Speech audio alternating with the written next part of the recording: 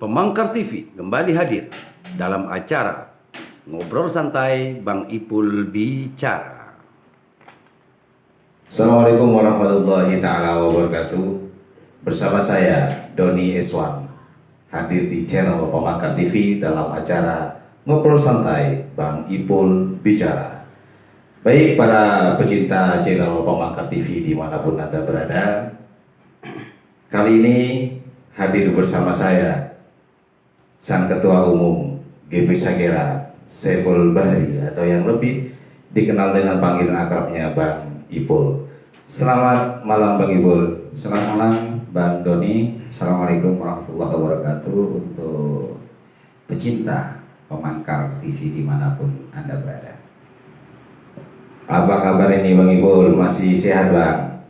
Alhamdulillah sangat sehat. Alhamdulillah. Ya, Bang Ipul, ini acara Bang Ipul Bicara ini di channel Pemangkar TV ternyata sudah mulai mendapat perhatian dari masyarakat Situbondo, Bang. Bahkan mereka kehadiran ini ditunggu-tunggu. Nah, cuman ada beberapa pertanyaan yang masuk kepada saya, Bang. Nah, mungkin nanti ini bisa dijawab dengan Bang Ipul. Nah, sesungguhnya Bang Ipul ini membentuk acara ini untuk apa sih Bang, dan konsepnya seperti apa Bang? Terima kasih Bang Doni. Nah, ini juga banyak pertanyaan-pertanyaan kepada saya secara pribadi. Jadi acara Pemangkar TV ini atau channel Pemangkar TV ini adalah sebuah ide dari teman-teman tim Pemangkar yang di dalamnya ada GP Sagera, Eswan, IKH Sabar, dan juga dari beberapa komponen dan elemen dari masyarakat yang tergabung atau bersama kami. Jadi mereka memiliki sebuah ide bagaimana kita bisa menyuarakan, bagaimana kita bisa menilai, bagaimana kita bisa memberikan solusi atau mungkin juga ketidaksetujuan dari apa yang terjadi di Situbondo ini, sehingga kita membuat sebuah konsep baru, yaitu acara seperti ini. Itu Bang Don. Nah, terus kemasannya Bang?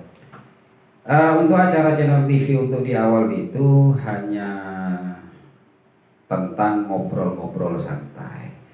Namun nanti ke belakangnya acara Pemangkar TV ini akan dikemas juga dengan acara yang lain juga, misalnya acara baksos atau mungkin sedang turun ke masyarakat atau apapun. Nah, ini menarik. Kalau dikemas secara ngobrol santai berarti boleh dong Bang kita ngobrol begini sambil rokokan Bang? Pada prinsipnya adalah saya ingin mengajak masyarakat dengan kehidupan nyata. Jadi tidak dibuat-buat Bang? Ya, betul. Jadi tidak dibuat buat misalnya ya kita yang suka ngerokok ya ngerokok lah. Karena kalau kita meniru kemasan yang di Jakarta sana kan memang beda lah dengan kita ini di kabupaten. Jadi pada prinsipnya sesuai dengan konsep atau tema dari Pemangkar sendiri kan harus jujur gitu. Jadi kalau kita memang mau rokok ya merokok. Yang penting adalah temanya. Apa yang dibahas dan apa inti dari bahasan itu. Begitu konsep yang kita berikan gitu. Namun yang jelas tentang Situbondo Bang ya? Untuk saat sekarang kita bicara lingkup kecil Situbondo, namun tidak menutup kemungkinan ketika kita nanti ada sesuatu atau ada kejadian-kejadian nasional, karena bagaimanapun Situbondo adalah bagian dari Indonesia, atau mungkin internasional karena Situbondo juga ada di bumi dunia ini, gitu loh. Jadi tapi kita jangan berangan-angan jauh dulu, karena Situbondo masih banyak hal yang harus kita bahas ke depannya, begitu. Ya. Jadi itu pemirsa, para pecinta channel Pemangkar TV, nah itu sudah dijawab dengan Bang Ipul tentang sesungguhnya seperti apa sih, atau konsepnya seperti apa, mau dikemas seperti apa. Nah itu tadi sudah dijawab dengan Bang Ipul. Bang Ipul, ini tentunya Bang Ipul juga sudah tahu bahwa Situbondo beberapa akhir ini kan dihebohkan dengan sosok Gus Nur. Itu Bang ya.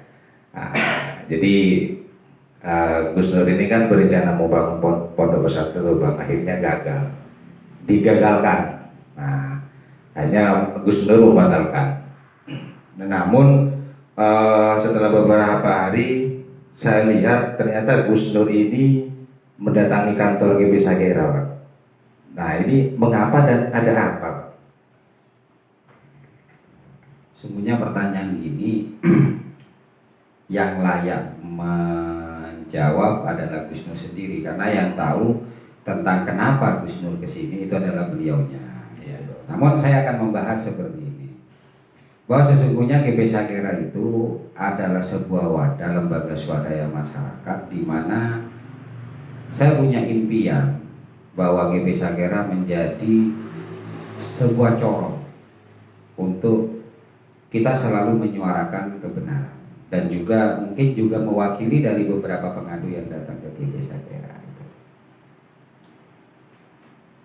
Artinya GP Sagera ini tetap berpedoman kepada kebenaran, Bang, ya? Betul, betul. Nah, ini ternyata, Bang, kedatangan Gus Nur ini ke kantor GP Sagera ini akhirnya muncul di masyarakat, ada isu-isu miring di masyarakat bahwa, nah ternyata jangan-jangan GP Sagera ini terima uang dari Gus Nur, Bang, karena kita tahu lah Gus Nur ini orang berduit loh, Bang, gitu kan, dan tidak, ya bisa saja kan, namanya orang berduit datang ke GP ngasih uang dong, Bang, gitu kan. Apalagi Gus Nur ini sosoknya kontroversi loh, Bang, gitu. Abang kayaknya nerima aja tuh kedatangan Gus Nur. Mungkin ini ketidaktahuan masyarakat saja, bahwa kalau kita bicara tentang orang yang mengadu ke GP Sagera dengan berdasarkan Gus Nur ini banyak uang, itu keliru. Kenapa? Karena yang datang ke GP Sagera pun itu juga ada yang lebih banyak uang daripada Gus Nur. Persoalannya begini, ini menjadi sebuah kontroversi itu karena mereka itu selalu melihat sosok siapa yang datang ke GP Sagera, gitu. Sedangkan kami di GP Sagera tidak pernah bicara tentang sosok. Kita tidak bicara dia itu siapa. Lalu apa, Pak? Kita hanya memikirkan apa yang terjadi pada dia, yang pada prinsipnya adalah GP Sagera akan selalu berada di samping orang-orang yang teraniaya dan terdolimi. Itu yang penting ya, yang penting ya. Jadi menurut saya tidak bukan hanya masalah sosok Gus Nur, siapapun lah. Terkait dengan isu seperti itu sudah biasa kita dengar ya, sudah biasa kita dapatkan. Namun pada prinsipnya adalah siapapun yang datang kepada GP Sagera, bukan hanya dari kaum du'afa, orang kaya raya pun akan kami beri gratis. Jadi tidak ada istilah hal-hal seperti itu. Lah, kemarin memang sempat Gus Nur itu menawarkan kepada saya tentang biaya operasional, gitu.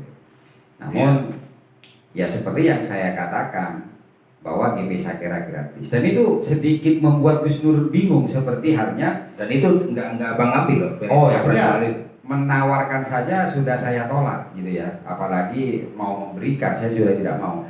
Ini juga terjadi, Bang Don, ya.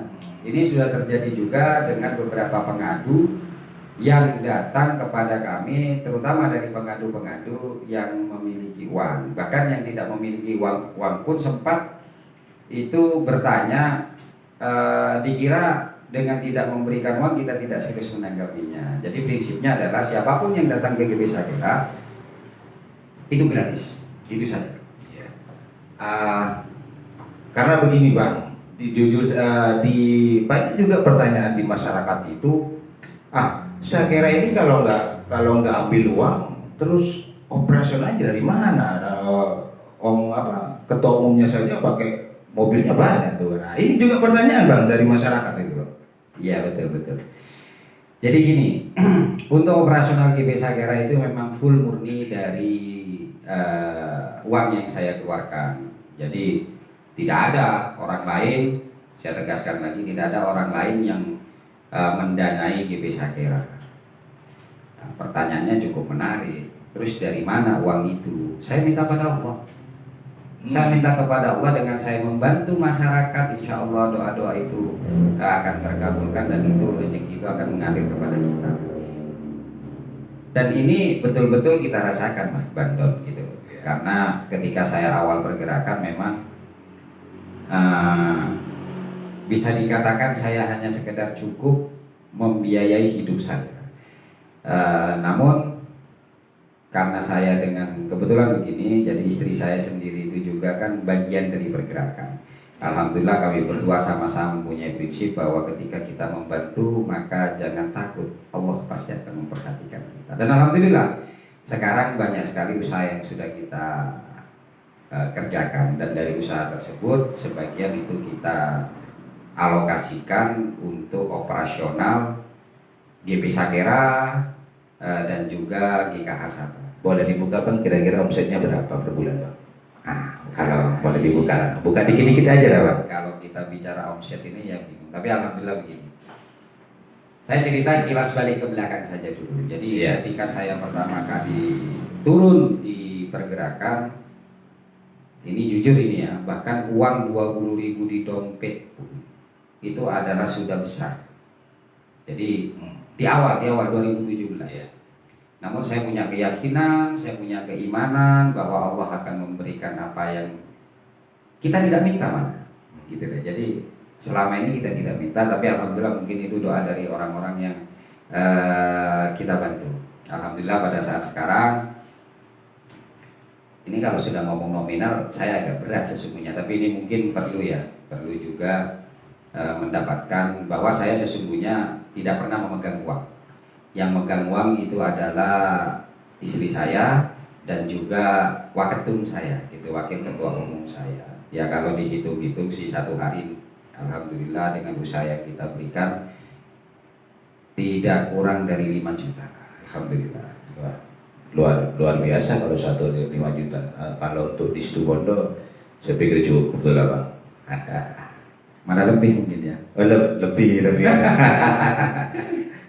Baik Bang Ipul, kembali kepada persoalan Gus Nur Bang. Nah yang kita tahu bahwa Gus Nur ini sudah datang ke GP Sagera, dan ternyata kemarin kita tahu bersama bahwa GP Sagera yang langsung dikomandoi Bang Ipul ini turun atau meninjau langsung ke lokasi tanah miliknya Gus Nur.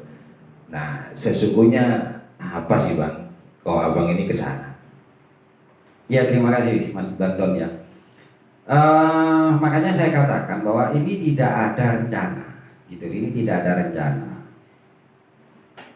Karena Gus Nur itu sudah melakukan pengaduan, maka yang kami lakukan adalah menginvestigasi dari pengaduan itu. Kita melakukan investigasi di lapangan, karena jangan sampai GP Sagera bertindak itu, apalagi sampai membuat sebuah putusan, baik itu statement maupun apapun, tanpa kita mengetahui keadaan yang sebenarnya. Maka setelah saya mengumpulkan beberapa data dari via mencari tahu dari kata dan katanya, atau kita bertanya dengan beberapa orang yang sebelumnya sudah terlibat langsung, maka saya putuskan hari Senin kemarin bersama tim pemangkar yang di dalamnya ada GP Sagera, S1 dan yang lain-lain itu turun langsung ke lapangan untuk mengetahui di mana sesungguhnya letak dari tanah yang dimaksud, gitu. Jadi intinya adalah kita ke sana sesuai dengan pengaduan yang ada Mas Doni, ya, bahwa ini terkait dengan keberadaan tanah yang sudah dipilih oleh Gus Nur, namun ternyata di kemudian hari itu ada sebuah statement dari pengacara yang bernama Supriyono bahwa itu dibatalkan, sehingga kita ingin cari tahu apa sesungguhnya yang terjadi. Abang tahu nggak kenapa itu dibatalkan?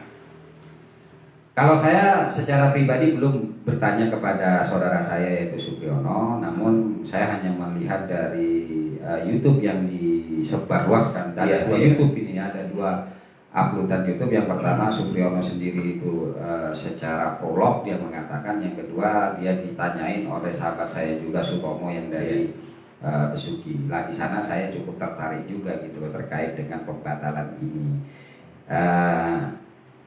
Namun jujur saja dalam hal kedangkalan ilmu saya tentang hukum, meski di situ sudah saya melihat bahwa ini ada ketidakbenaran, gitu loh. Namun lebih heboh lagi, lebih dahsyat lagi ketika kita datang di lapangan, Bang Don, gitu loh. Iya, apa yang terjadi di lapangan, Bang? Oke, jadi kita nyampe di sana, ini kita langsung ke TKP dulu, di mana lokasi ya, kita ke lokasi tersebut.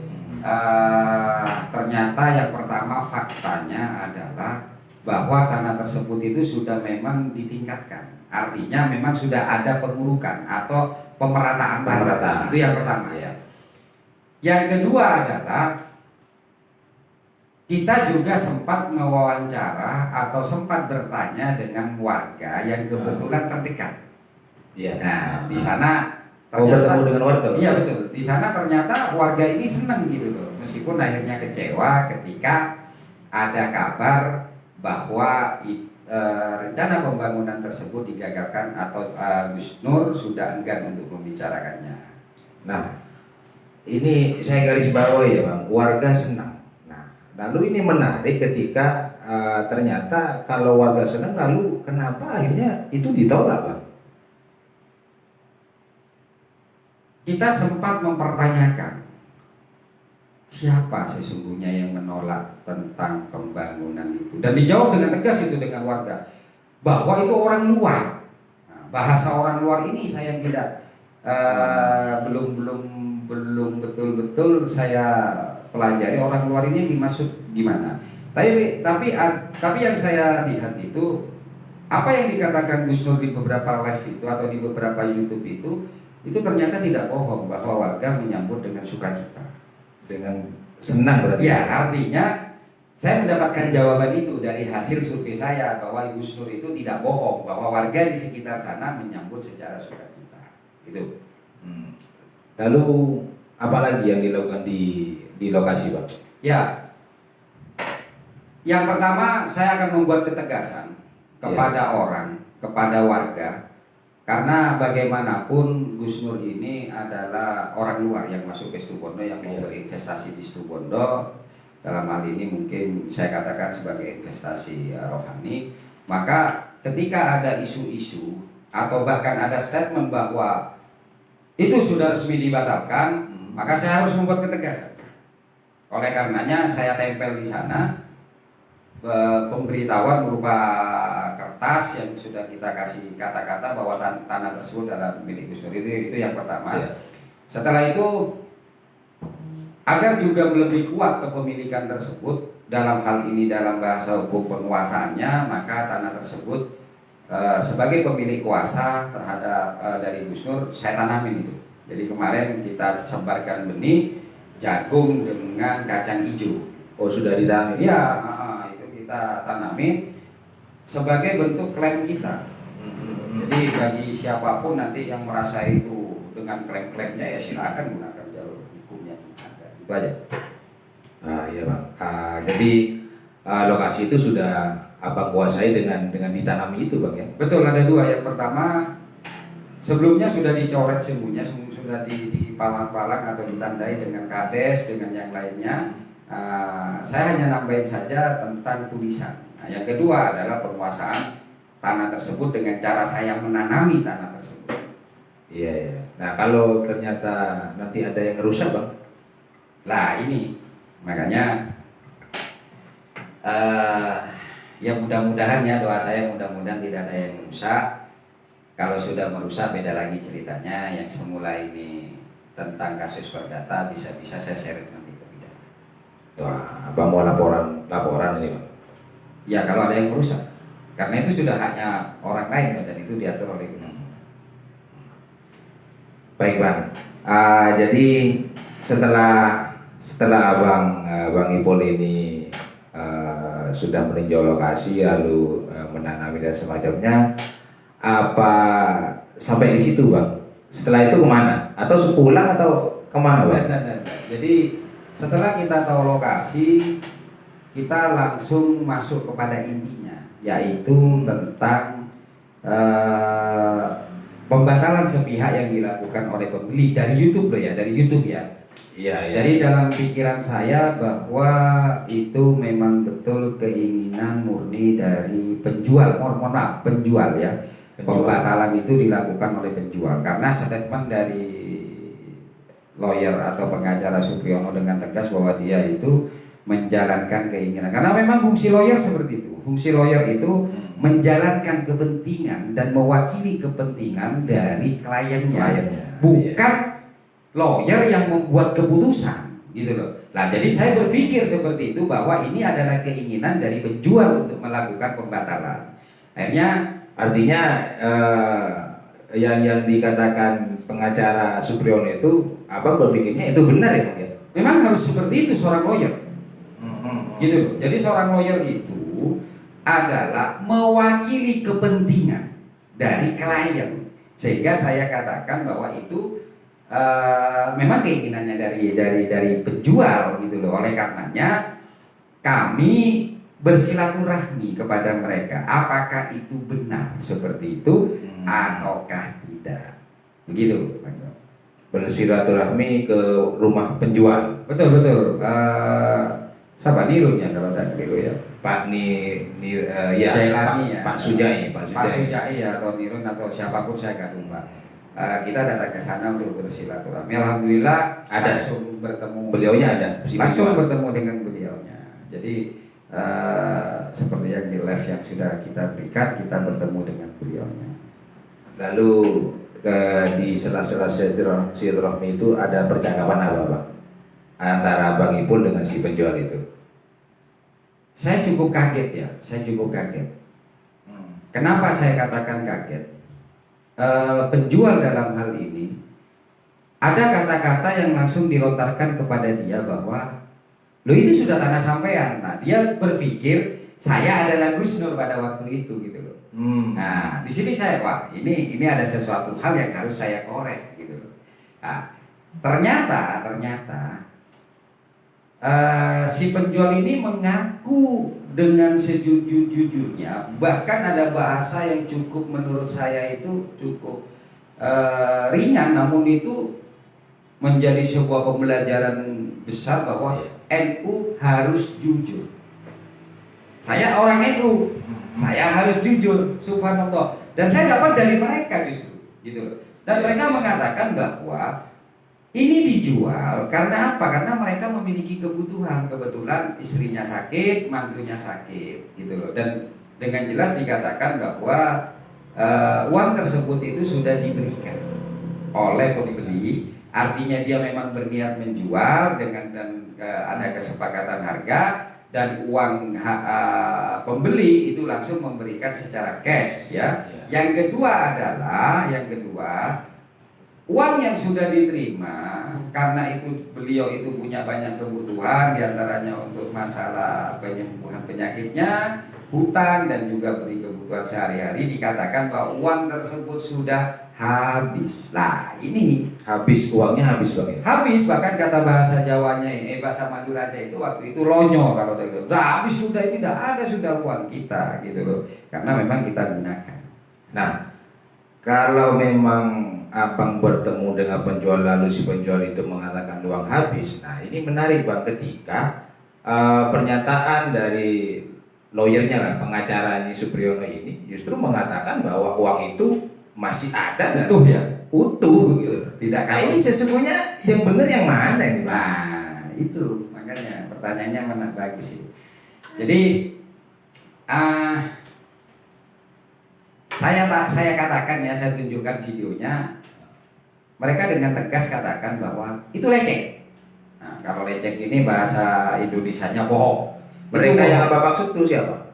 Penjual. Si penjual. Iya, penjual bilang bahwa itu lecek yang dikatakan oleh pengacara Supriyono ini. Kenapa? Karena mereka sendiri sudah mengatakan kepada Supriyono bahwa uangnya sudah habis. Dia kaget ketika kita tunjukkan, makanya dia akhirnya sedih, gitu loh. Kenapa kok dipelintir seperti itu? Nah, itu yang saya dapatkan dari sana, gitu loh, Mas Don. Nah, lalu ini apa abang mau mengatakan bahwa yang dikatakan Supriyono tidak benar kalau begitu?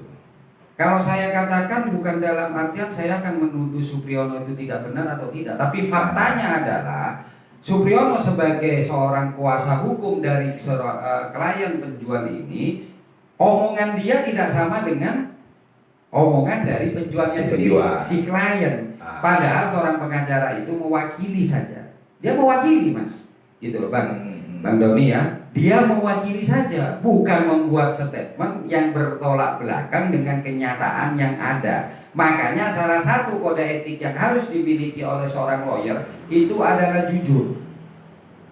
Iya.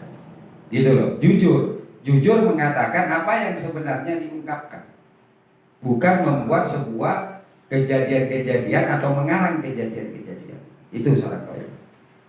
Ya.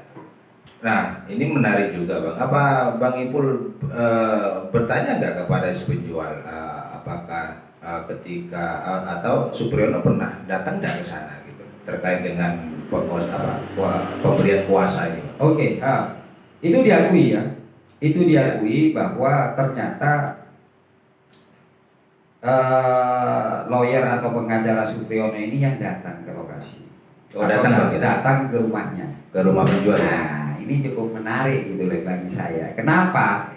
Karena selama ini ketika ada seseorang itu meminta bantuan, maka mereka biasanya yang datang gitu loh kepada sang lawyer. Iya. Ya. Ini proaktif rupanya. Di sini hanya saya bertanya, makanya ada dua hal yang saya cermati dalam kasus ini terkait dengan keberadaan atau tentang kuasa hukum yang diberikan kepada saudara saya Supriyono. Yang pertama adalah Supriyono ini kalau saya katakan cukup reaktif gitu loh. Cukup reaktif. Maksudnya bang? Artinya dia itu yang mencari dan mendatangi seorang klien dan menawarkan untuk membantu atau menjadi kuasa hukumnya. Nah, ini disahkan, tidak ada masalah. Tapi yang pasti sang klien ini sesungguhnya kalau kita membacanya kan dia tidak butuh sesungguhnya gitu loh. Tapi karena didatangi saya tidak tahu dengan bahasan apapun oleh seorang lawyer gitu loh. Kalau dia butuh dia akan mencari lawyer. Itu yang pertama. Ya. Yang kedua adalah ada statement dari ibu atau dari istri penjual bahwa sang lawyer ini memberikan warning jangan sampai ngempol atau jari ya atau tanda tangan atau apapun ketika ada orang meminta. Ya. Itu ada statement seperti itu gitu. Nah, jadi ya ini uniknya kasus ini gitu loh. Jadi akhirnya saya singkat aja ya, akhirnya dengan penjelasan-penjelasan kita dan fakta-fakta yang kita berikan atau kejadian yang kita berikan kepada penjual, akhirnya penjual marah itu. Karena dia tidak pernah membuat statement-statement seperti itu. Sehingga kita kasih penjelasan juga tentang efek dan resiko ketika itu ada statement yang disampaikan oleh seorang lawyer karena dia mewakili, artinya lawyer tersebut yang dibicarakan itu adalah dari hasil dari penjual. Karena ketakutan dan marah karena sudah membuat sebuah statement yang di luar dari fakta yang diberikan atau diceritakan oleh penjual, akhirnya penjual itu bersepakat untuk mencabut.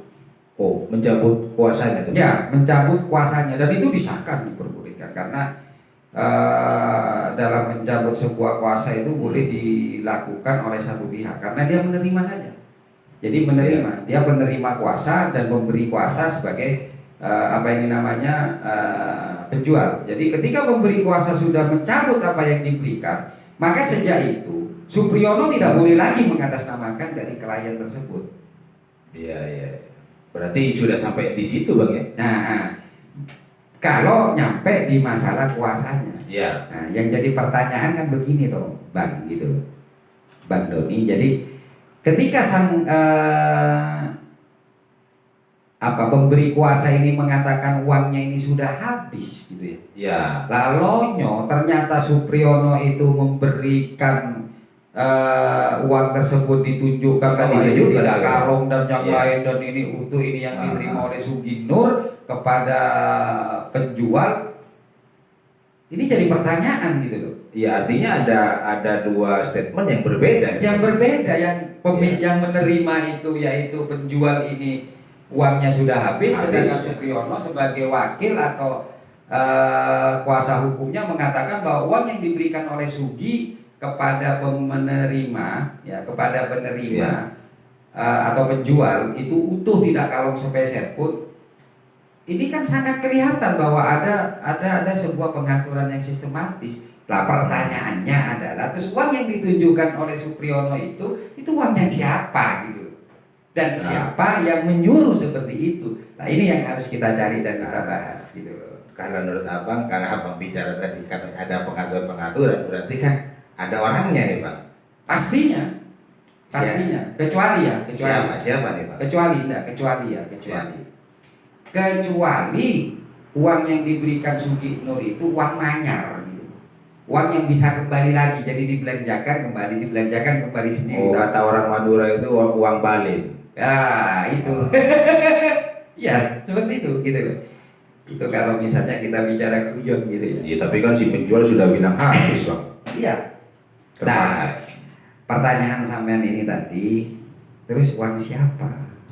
GP Sakera dalam hal ini belum menemukan gitu. Nah ini sebenarnya bukan hanya pertanyaan dari saya, bahkan masyarakat juga bertanya nih bang. Kalau seperti itu lalu itu uang siapa? Itu yang akan kita tindak lanjuti, yang akan kita cari tahu karena apa? Karena ini penting ya, ini penting. Apakah itu uang pribadi dari Supriyono sendiri, gitu ya? Yeah. Cuman gini, ada yang kelewat saya.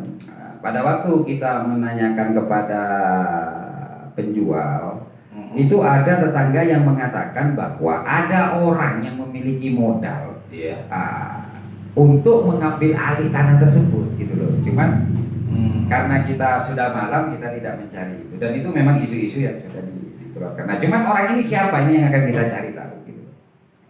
Orang itu udah buka bang? Atau? Nggak buka. Iya. Nah, apa abang menduga ini ada skenario loh gitu? Positif, skenario positif. Nah, lalu skenario itu dibuat untuk apa bang?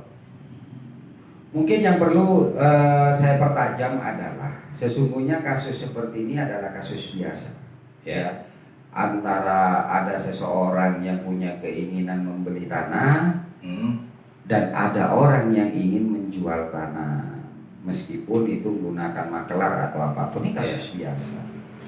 Menjadi luar biasa karena yang membeli adalah tokoh kontroversi. Itu yang menjadi luar biasa. Hanya saya pribadi sebagai lembaga itu cukup menyayangkan. Kenapa hal yang biasa menjadi luar biasa atau luar biasakan? Ya, siapa sih yang luar biasa? Itu kan pertanyaan toh. Betul. Nah, kita flashback ke belakang bahwasanya hal ini mencuat ketika Ansor, GP Ansor yang dikomandoi oleh Mas Yogi itu melakukan gerakan penolakan. Ya, terkait dengan rencana pembangunan pesantren gitu loh. Padahal itu investasi rohani loh bang. Kalau saya tidak mau masuk ke sana, saya tidak mau masuk ke sana. Hanya saja ini dijadikan panggung gitu loh. Padahal kita bisa menggunakan cara-cara edukatif yang baik tanpa harus membuat keresahan. Makanya tolong ini dipahami bahwa ini keresahan bukan dibuat oleh orang lain. Keresahan ini dibuat oleh GP Ansor. Iya loh, GP Ansor yang membuat, gitu loh. Sehingga masyarakat lain yang semula dia itu tidak ada masalah atau damai-damai saja, akhirnya berbuat seperti itu. Akhirnya mereka ketidaktahuannya, akhirnya dia menjalankan. Makanya mudah-mudahan aja ke depan ini menjadi sebuah pembelajaran Bang Don, gitu loh, bahwa organisasi, apalagi organisasi besar, itu berhati-hatilah gitu loh. Berpikirlah sebelum bergerak. Berpikirlah sebelum bergerak, berpikirlah sebelum membuat sebuah putusan. Dan kembali kepada hakikatnya bahwa organisasi tersebut itu harus berpikir tentang kemaslahatan, Betul. bukan kemudaratan. Ya. Tapi apa yang dilakukan oleh Ansor, saya katakan ini bukan untuk kemaslahatan. Kenapa? Tidak dilakukan secara elegan seperti halnya NU yang mengajarkan kita untuk selalu tabayun sebelum membuat sebuah putusan. Apa itu hanya Ansor, Bang, yang melakukan itu? Yang terangkat pada waktu itu kan Ansor, karena yang saya Ya. tahu nama yang terangkat itu adalah Mas Yogi. Namun di berita-berita terakhir itu katanya Banser juga ada, tapi saya tidak memahami itu. Ya. Karena begini, ada juga informasi yang saya terima, ada anggota Ansor juga anggota Banser. Jadi dia double, menggunakan Bang. ya sebagai anggota, 2 anggota. Jadi hanya saya fokus ke Ansor.